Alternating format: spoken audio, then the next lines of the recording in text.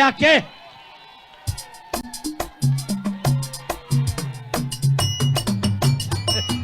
Inaona sikwekeza songera Nuhana lalwe gaenda nijaza sena Manzi wenu bea malamuche Wambadeo diabisha Ana lalwe gaenda nijaza sena Manzi wenu bea malamuche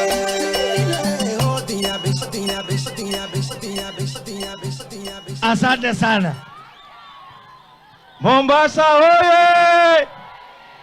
Mombasa hoye! Nataka nione tutamu ya rais iko wapi?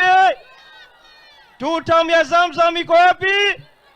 Tutamu ya Abdulsamad iko wapi? Tutamu ya Machele iko wapi? Na tritamu ya Pikeje? Na Bezimba je? Omari Mwinyi je? Mzee ulikuwa umejipanga kisawasawa. Mimi nitakuwa na machache. Nataka kusema namna hii. Leo tumekuja ili kusaidiana na kina mama muweze kujiendeleza katika maendeleo yenu. Leo Mama Zamzam ameleta Kenya nzima iko hapa. Sisi hatuongei mambo ya ukabila. Manake pwani imebeba kila mtu. Ndivyo sivyo? Ndosho sosho. Vikara Mario manahenza kunena ukabila. Mario manamela kugashatia Kenya. Mamanye kukala Kenya inayenye na pwani inayenye na ni sisi.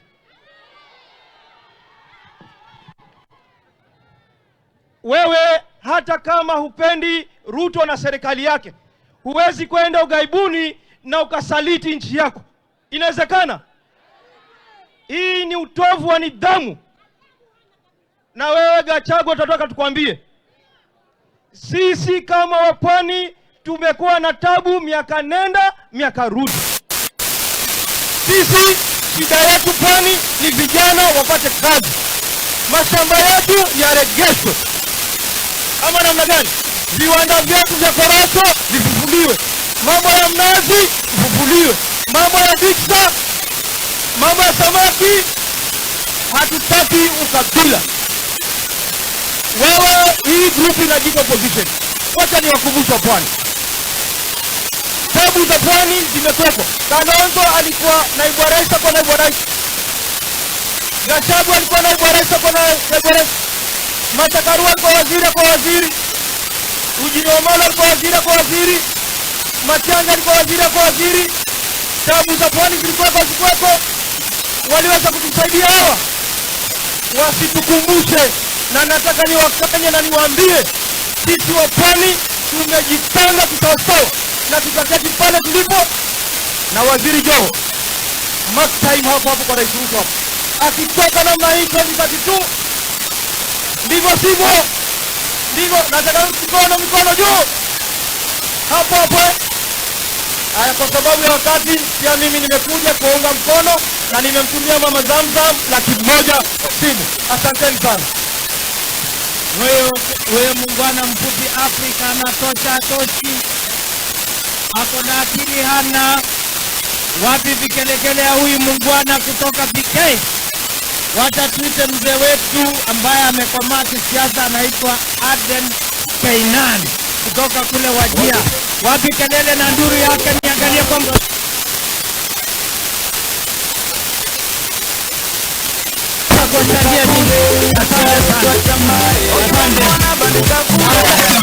Assalamu alaikum warahmatullahi wabarakatuh.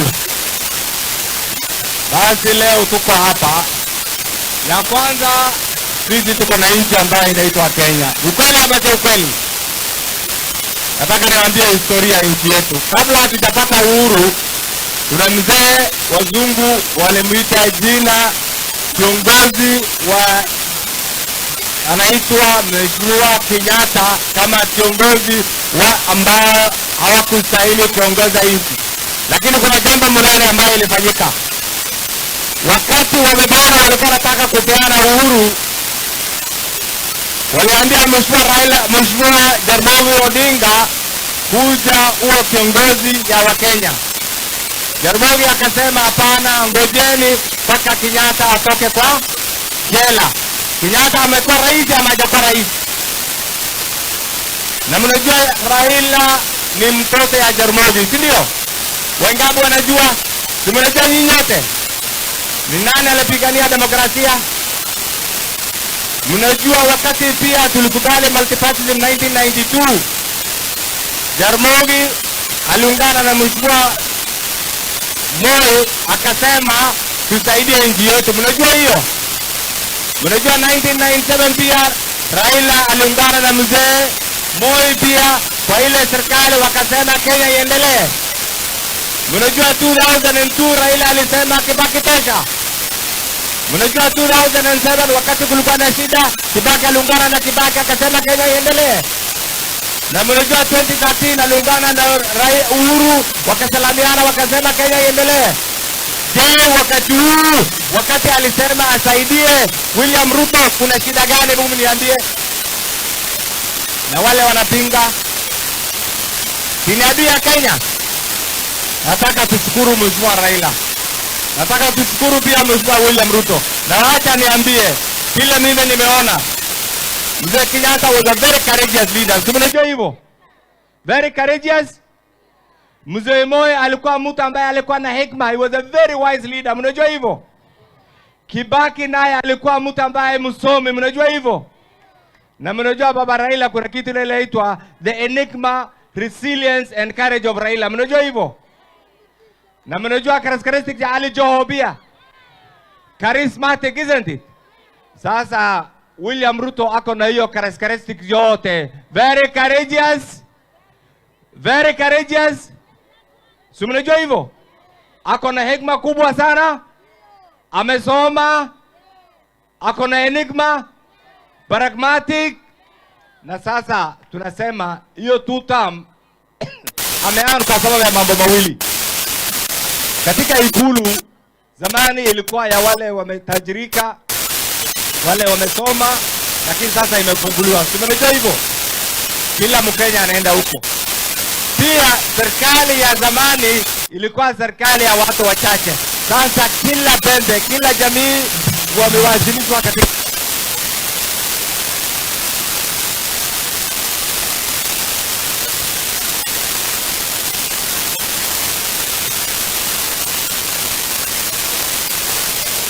ule Mungu leo ananiita Al-Shabaab. Anajua maana ya Al-Shabaab. Ule Mungu anatuku Waislamu anajua maana ya Uislamu. Sasa niwaambie.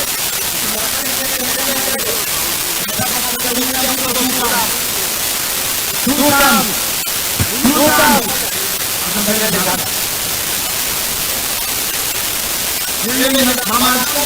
Mama Gamgam 1100. Asante sana, karibu.